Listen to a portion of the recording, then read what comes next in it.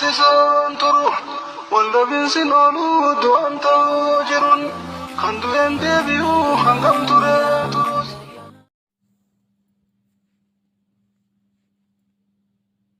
Namni kumaaf dhibbaa furii si hordofaa jira. Alhamdulillahi rabbil alamin. Alhamdulillahi rabbil alamin. Du'aayi laga qabeera laa jedhee bannaa ati gammadeera. Wallahi bakka gammadee beekee wannaa ta'us billahi fure jira laala. Gammachuu bakka hin goru wallaahi nama boona. Alhamdulillahi rabbi. Alhamdulillahi rabbi. Alf mabruuk alf Galatooma galatooma galatooma Oromoo koo wannaa jedhiin. Galatooma Sidagaa jiran. yaa Allah. Wallahi Gammachuu wallaahi si wallahi laa jawaan. anaana kalkisiiste laa Alhamdulillah. yaa Oromoo Gammachuu wallaahi Oromoo koo naa jedhiin. wallahi sidagaa jiranii akkatti gammachuu alhamdulillahi koomantiin jettu tullaal dachii kanaa dhibbisa namni kumaa dhibba shanii. Galatooma naa jedhiin Oromoo koo galatooma galatooma waan hawwatanii walaa. Wayinee Turkiisa. Achi keessa jira. Uffata keessa. Nagarsiisan uffata keenya finne. Anne bulu. Argitee ati jaa. Salan jirga keenya taasisa naga keessa nana dhaba qacha. Ayyee nu deebisi yoo achii fixatte. Habiib aboo miskiina kiyya baga rabbii si milkeesse wallahi. Aboo Oromoo eebara du'aayi teessan tana maqsuun billahi. Ililchaame. Aboo wallahi billahi akkatti hin gammadeef. Aboo namni kun hin cinqame barafoo ganama hojii deeme yaaki akkuma ta'u wallaale.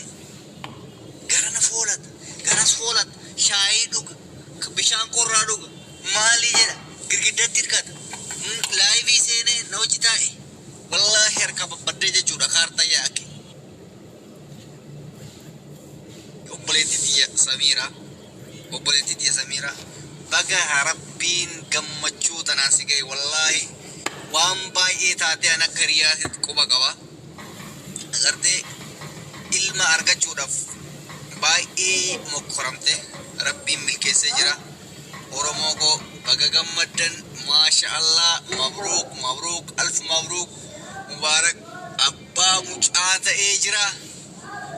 Mucaan isaa mucaa mootii mucaa barakaa mucaa imaanaa mucaa ibaadaa rabbaa kennuuf.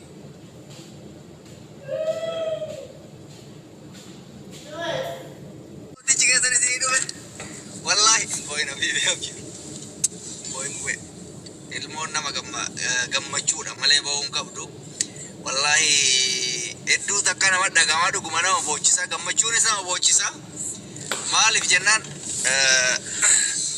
ilmi addunyaa irra nama dhufuu caalaa wanti nama gammachiisu hin jiru.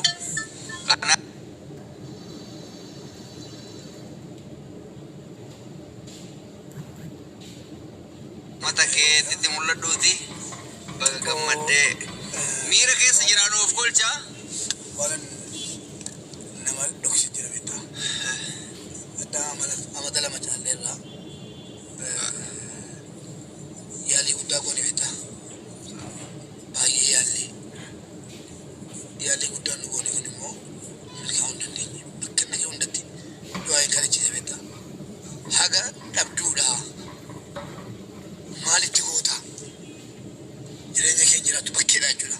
Waa hedduu haga jedhamu daayirektii siidhaanu maaliif intinaa taatoo dhabduudha maaloo jedhame jechuudha seefti bu'ame. Wallaahi yoo rabbi ilmoo siirraa naan kenne ilmoonuma rabbi naan kenne jedhee of abaanaa ture miti jechuudha. Laman ilmoon durbaa tokko yeroo isin heerumtee ilmoo barbaaddee ilmoo dhabdu baay'ee namatti dhaga'ama. Kaan ilmoo lagataa of keessaa baasaa maal waa hedduu jira. Kun immoo akka ilmoo dharraa ta'e jira. Amata lama guutuu akka ilmoo argachuu hawwitetti tusiin dhabdee yookiin immoo waa taatee jiraatte leenja beekutu Alhamdulillah wallahi rabbiin kana shoodha waan guddaadha. Hunda jaala rabbiin nagaan si godha. Wallahi ummanni si jaalatu kun du'aa guddaa tokko si godhe.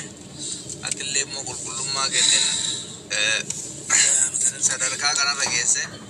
Samiiraan hunda caalaa gammadde wallahi ati homaayyuu miti ati ilma dhiiratti jajjabaachuu dandeessa. isiin akkuma jette sana akka hiriyaa tokkotti waan hundaanis ni beekaa ilma argachuuf waan baay'ee tokko keessa dabarsite akka tokko ummata ibsuuf yaalee jira. Ummata keenya assalaamu alaikum warahmatullahi wabarakatuh. Reediin eenyuun jaalalatti dhiyaata achitti mana keessaa isatu beekaa dhala caalaa jechuudha. Akka carraa ta'ee wanni kun haaraa miti ilma argachuun haaraa miti anarraan hin baane